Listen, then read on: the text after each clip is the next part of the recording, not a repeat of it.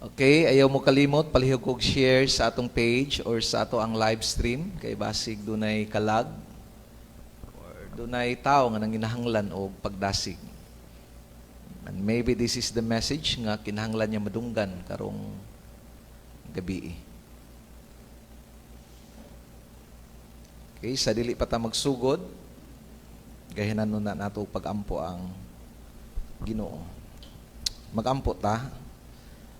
Duyugi ko sa atong mga pagampo. Father, we thank you, Lord, this evening as we will join our hearts and our spirit, Lord, lifting up our nation, lifting up those people, God, who had been suffering from these diseases, lifting up those who are in authorities, lifting those other nations also have been affected by this crisis. We pray, Lord, that you are going to bless us. Let your presence, Lord, be in our midst, wherever we are right now, in our houses, in our homes, maybe in our workplaces. I pray, Lord God, that you are going to bless each and every one and give us a heart that is in tune, Lord, that is in the mood of prayer.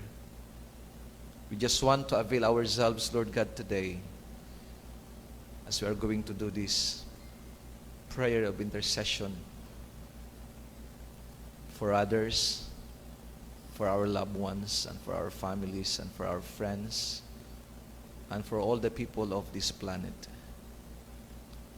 We just want to give you back all the glory and the honor.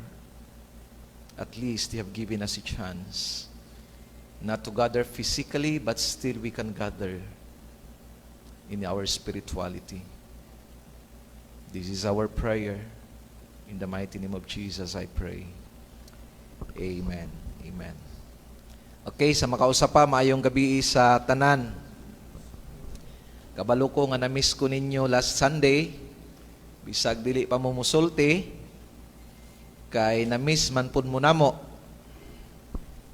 Ayaw nyo ingnain taon si pastor nga pastor, assuming ramang kay ka pastor. Wala ko nag-assume, kabalo ko na-miss ko ninyo, kay na-miss taman pud mo. Murag ikog na audience ba. Salamat no, bisag na ay itawag natog social distance, pero salamat nga walay spiritual distance. In fact, ang tanang mga nagatuo sa Ginoo, ginadasig, gina-encourage nga magahingyod og pagampo. Labi na ni adtong mga tao nga naapektuhan na nining krisis sa nga atong giatubang karong gabi. Okay, so salamat nga naamo karong gabi nakig-uban sa atong live stream. Kini ginahimo nato para ipadayon ang atoang serbisyong espiritual. Dadon sa inyohang tagsa-tagsa ka panimalay bisag dili mo makaani sa atong simbahan, pero magpadayon ang atong espiritual nga serbisyo pinaagi sa atong live stream. Og salamat nga naamo nakig-uban. So again, please do not forget to share our page or to share our live streaming karong gabi. Today, we will be praying, obviously, kay prayer meeting mo na to. So mag-ampo kita. Seryoso man kani akong audience. Pila na lang gani kay ta, seryoso pag kayo ta. And I believe that prayer is a non-negotiable Christian arsenal. It's a weapon. Mao ni ang pinakagamhanan siguro nga arma sa usa ka Kristohanon, kining atong pagampo. We cannot talk about Christianity without talking about prayer. Because it's impossible to survive as a Christian without a life of prayer. So sama pa sa giingon nila nga atong pagampo maoy atong gininhawa. So it means nga if you are not praying, you are not everything. So, importante igsoon ang pag-ampo. Palihukog-kuhit na imong katapad kung doon na kay katapad. Igna importante kaayo ang pag-ampo igsoon. But before we are going to pray, let us consider first a portion of the scriptures, our foundation sa atong prayer meeting karong gabi. Are you ready? I wish you are ready. I pray and I hope that you are ready because it's time to build up our faith. Okay, ready na. I hope ready na ang tanan. Okay, let us open our Bible in the book of Psalm number 27, verse 1. Psalm number 27, verse 1. So I hope katong nasa ilang tagsa-tagsa ka panimalay, you have your own Bible para makasunod mo sa atong mga text karong gabi.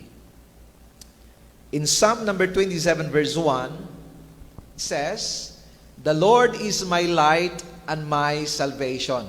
Everybody say salvation. Say it one more time. Say it louder. Whom should I fear? The Lord is the stronghold of my life. Of whom should I be afraid? May the good Lord will bless the reading of His Word. Mga igsoon, kabalutan nga ang Biblia is composed of many promises. It is composed of 31,000 plus verses. And I believe nga isa lang ka bersikulo kung imo halang tagaan og luna sa imong kasing-kasing. I believe this one verse will make an impact in your life. Kung imo lang yung tagaag luna ang pulong sa Ginoo. One verse is enough to change your perspective. One verse is enough to change your mind. One verse is enough to change the heart of a person. And one verse is enough to change your brothers and sisters. So karong gabi, atong pamalandungan kining Salmo 27:1. One of the commands nga gibalik-balik sa Bible kining sugo sa Ginoo nga ayaw kahadlok. Palihog kukuhit na imong katapag nga murag nahadlok na igna siya ayaw kahadlok. Diya sa inyong panimalay, igna na imong katapad, ayaw kahadlok. Nay uban nga nagpanik na, nay uban nga nahadlok na. So ang pulong sa Ginoo, nagadasig sa matag usa, nagasugo sa ato, ayaw kahadlok. Igsoon, this verse is not a suggestion. God is not proposing, God is not suggesting, but I guess God is imposing. This is a direct command from the Lord Himself. Usa kini kasugo sa Ginoo, ingon siya, do not be afraid.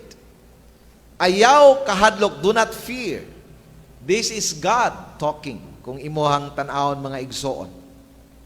Kitang tanang mga magtutuo gisugo sa Ginoo nga dili mahadlok. Pero usahay mubati kita og kahadlok. And fear is normal, no? Kung usa ka katao, tao ka kung mahadlok ka. Kaya kung di ka na mahadlok, dili ka na tao. So, alien ka na siguro igsoon. So, normal nga mahadlok. Pero dapat, atong kontrolo ng atong kahadlok, ipatigbabaw nato ang ato ang pagtuo. So, everybody say it with me, I will not fear. Say it one more time, I will not fear. One more time, I will not fear.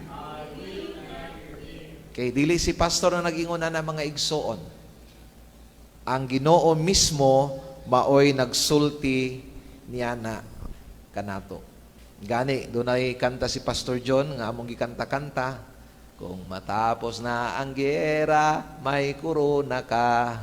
May korona ka. Kung matapos na ang giyera, may korona ka. Joke na mga igsoon na. Kanang korona nga gisgutan din ha, korona na sa kadaugan.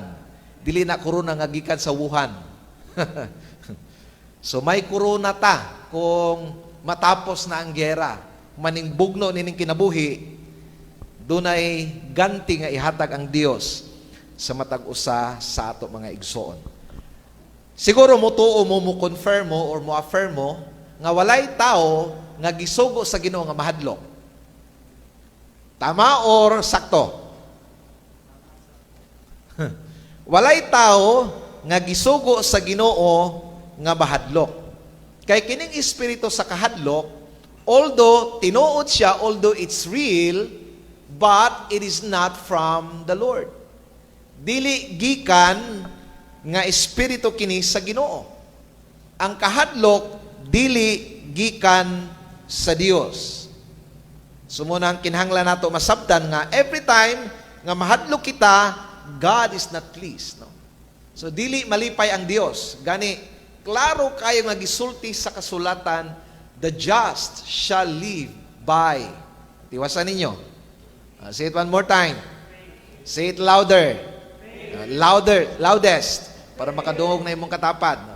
The just shall live by faith.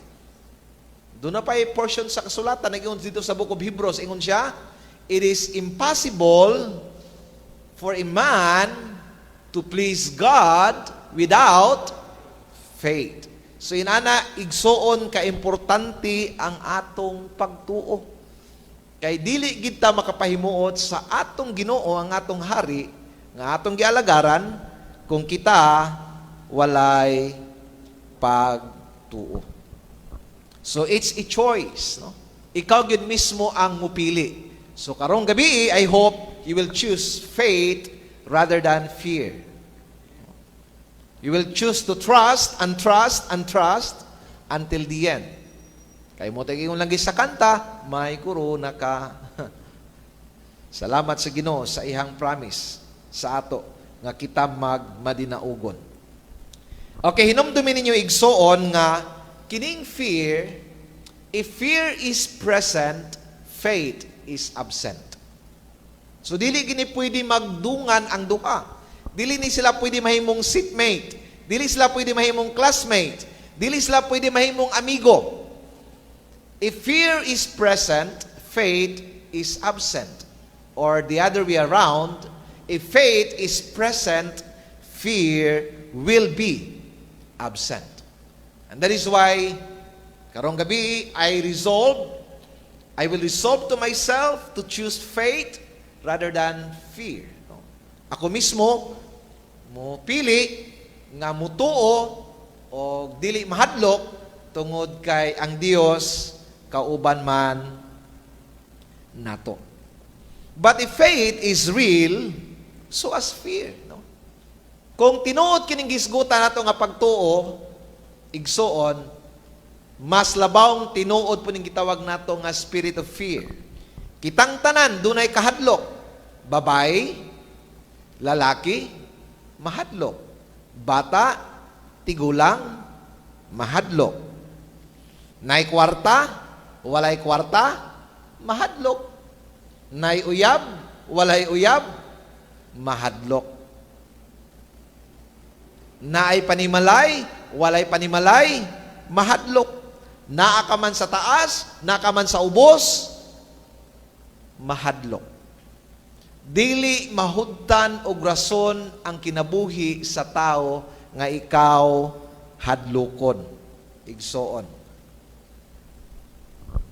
Dunay mga tao nahadlok sa corona. Dunay mga tao nahadlok sa mahutdan og mas, motong nagpanic buying sila. Salamat na lang sa Ginoo nga wala tay panic buying. Kay wa man tay kwarta nga ikapalit, so nagpanic lang ta walay buying. So katong mga kwartahan tong dunay ikapalit, nagpanic buying sila. Pero salamat na lang kami dinhi, nagpanic lang ni wala nay buying. Kay wa na may ikapalit. Ang katong uban mahadlok, mahutdan og kwarta. Kami kay hurot naman na ng among kwarta, di na mi mahadlok. Wa mi kwartang daan. So maning bulahan no, sa mga taong way kwarta, kaya di naman mahadlok, mahutdan og kwarta. Okay, so mga igsoon, kitang tanan, pro niining espiritu, nga gitawag nato, espiritu sa kahadlok. Ang atong kinabuhi dili mahutdan og mga rason nga hadlokon kita. Bisan unsa pa ang estado nimo sa kinabuhi igsoon, believe me, mubati gihapon ka og kahadlok. May potential ka nga ma-develop sa imong kasing-kasing kining espiritu sa kahadlok or the spirit of fear. I will cite an example para makasinabot ta.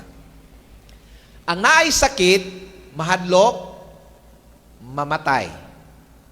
Tama or sakto? Ang way sakit, hadlok, magkasakit. Tama or sakto? Tama. Naka may sakit o walay sakit, mahadlok ka. Kung nakay sakit, hadlok ka mamatay. Kung wakay sakit, hadlok ka magkasakit. Ang naay kwarta, mahadlok. Ang walay kwarta, mahadlok. Mutuo mo, ana. Mutuo na lang mo para madali ta. Ang walay kwarta, mahadlok, mahutdan.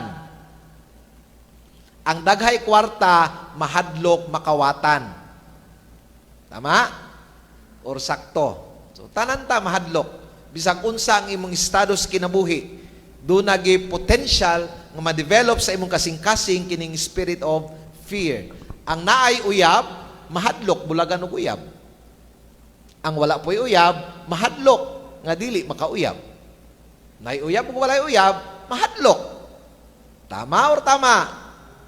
Tama. Nang igsoon, ayaw i-underestimate kining spirit of fear. Because at any moment of your life, you can develop this spirit of fear. And the Bible is very clear. Without faith, it is impossible to please the Lord. Okay. So, kining mga kalibutan igsoon, believe me, this is a scary world. Makalilisang, makahadlok ning kalibutan nga atong gipuy-an. Lingi lang ka sa imong katapat, mahadlok ka na. Lingi ra ko ng katapat nimo. Yung mahadlok ka, kay murag mangutang sa imuha, palit og alcohol. Bisa wa pay corona, murag nanay corona. So palayo ko kuhit sa imong katapat, igna siya, ayaw kahadlok. Palayo ko kuhit, ayaw kahadlok. Okay, kining Salmo by the City Ono, gisulat ni mismo ni Haring David. Ingon siya, "The Lord is my light and my salvation." Wow.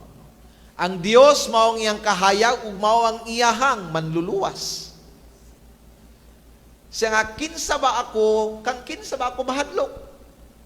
Kung ang Dios ang akong kaluwasan, kinsa man akong kahadlukan? Muning giingon ni Salmista David, "The Lord is my stronghold." Ang Dios ang akong tigpanalipod, kang kinsa ba ako mahadlok? Tinuod man pod mga igsuo, no? If God is with you, who can be against you? Mutuo man mo sa dili, I don't know, kung makonvince na ba mo mga igsoon, believe me, walay mga panghitabo sa kalibutan nga wala moagi sa kamot sa Ginoo. Buti pasabot, tanang mga panghitabo sa kalibutan, it is filtered by the hands of the Lord. It is filtered by the hands of the Lord. And that God is our God. Can you say amen? So it is, para sa ko, this is good news. Kay kung nasala na siya sa kamot sa Ginoo, then, kinsa pa ba nang akong kahadlukan? I believe that God will protect us. Kay saad man na niya sa iyahang mga katauhan katong mituog midawat kaniya. Isip Dios ug manluluwas, ingon siya, "I will never leave you and I will never forsake you." Makaingon siguro mo igsoon nga, "Pastor, si Haring David ba, perti giding isugan ni Haring David, no? Kamo, tuo mo nga isog si Haring David?" Si David may nagsultian eh. Wa magitsigi kahadlukan. Kinsa ba akong angayang kahadlukan?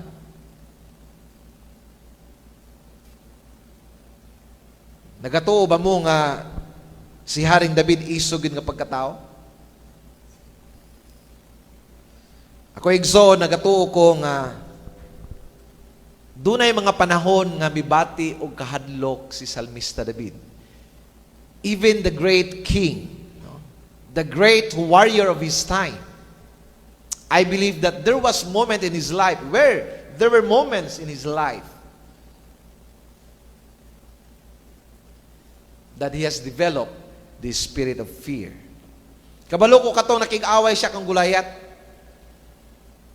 I know nga at some point of his life, pati siya kahadlok. Hadlok siyang mapildi ni Gulayat. Nahadlok siyang mapatay ni Gulayat. Pero ginumduman niya kanunay ang iyang Dios. That is the good thing because kanunay mubalik si Salmista David ngadto sa Ginoo. Every time nga mubati siya og kahadlok, muadtulingi din siya sa Ginoo. Ingon siya, kinsa ba akong ang iyang kahadlukan? Katong gipapatay siya ni King Saul, he has been hiding for how many years? 10 years. Napulo katuig nga nagadagan, nagatago si Haring David. Kay nahadlok siya kang King Saul. Hadlok siya patyo ni King Saul. So there were moments in his life that he was afraid. But the same person, ningon nga, ayaw kahadlok, pero doon na pa rin mga points in life na siya nahadlok. So fear is a reality igsoon. Reality check. Tinuod kining espiritu sa kahadlok. But the good thing about King David is that every time doon na siya problema, palihog ko og paminaw aning statement nga akong isulti igsoon. Every time nga naa siya problema, dili niya kalimtan nga i-compare ang iyang problema sa iyang Dios. And every time nga iyang i-compare ang iyang problema sa iyang Dios, makita niya kung unsa kagamay ang iyang problema o kung unsa kadako ang iyang Dios nga gialagaran. Katong mituo mingog amen. Type og amen diha sa imo sa ato ang sa ato ang live streaming. So every time nga iyang i-compare ang iyang problema ngadto sa Ginoo, he will always realize how small is his problem and how great is his God. Praise the Lord. So igsoon, tinuod man dili ni katiaw-tiawan ang coronavirus. But yet again, God is still in His throne. I will repeat it.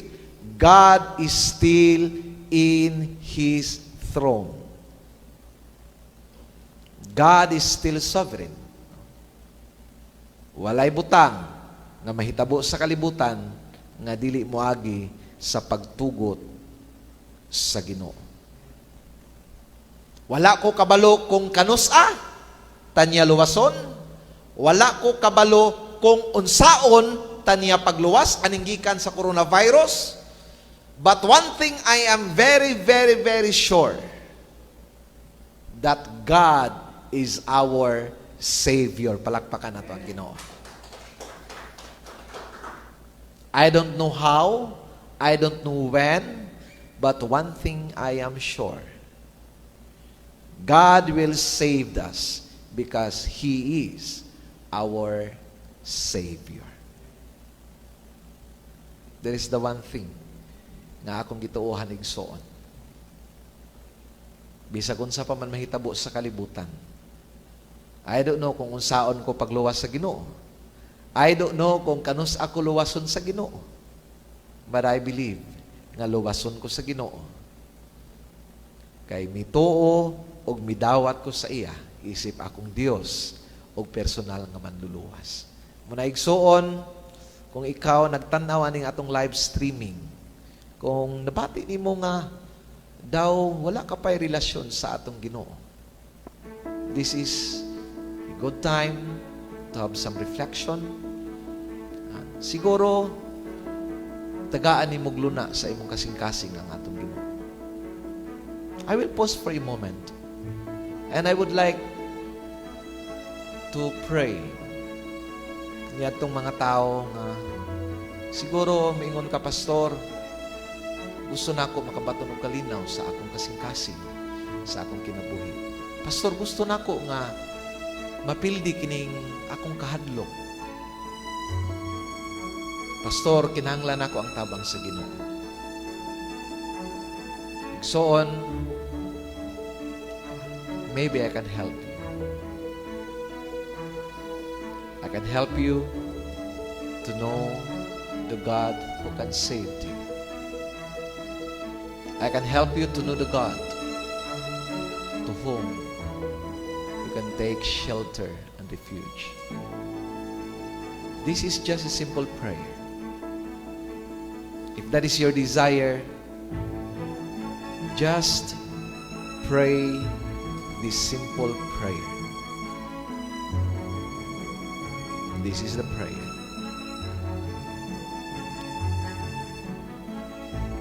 Ginoo,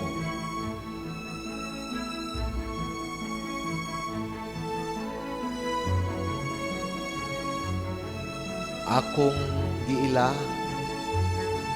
nga usa ako ka makasasala. That I am nothing without you. But today, I thank you because you have revealed yourself through your words, that you are the only way that can save me. And because of that, akong pangayuan o pasaylo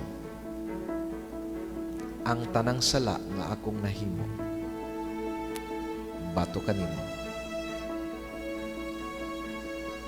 And I will receive you as my personal Lord and Savior. From this day on forward, take full control of my life.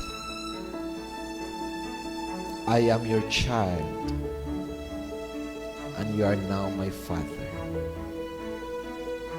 I will invite you to sit in the throne of my heart.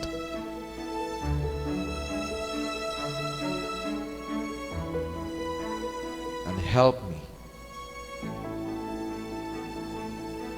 to turn away from all my sins and unrighteousness, and help me to live a life that is pleasing before your sight. This is my prayer. In the name of God the Father, in the name of God the Son, in the name of God the Holy Spirit.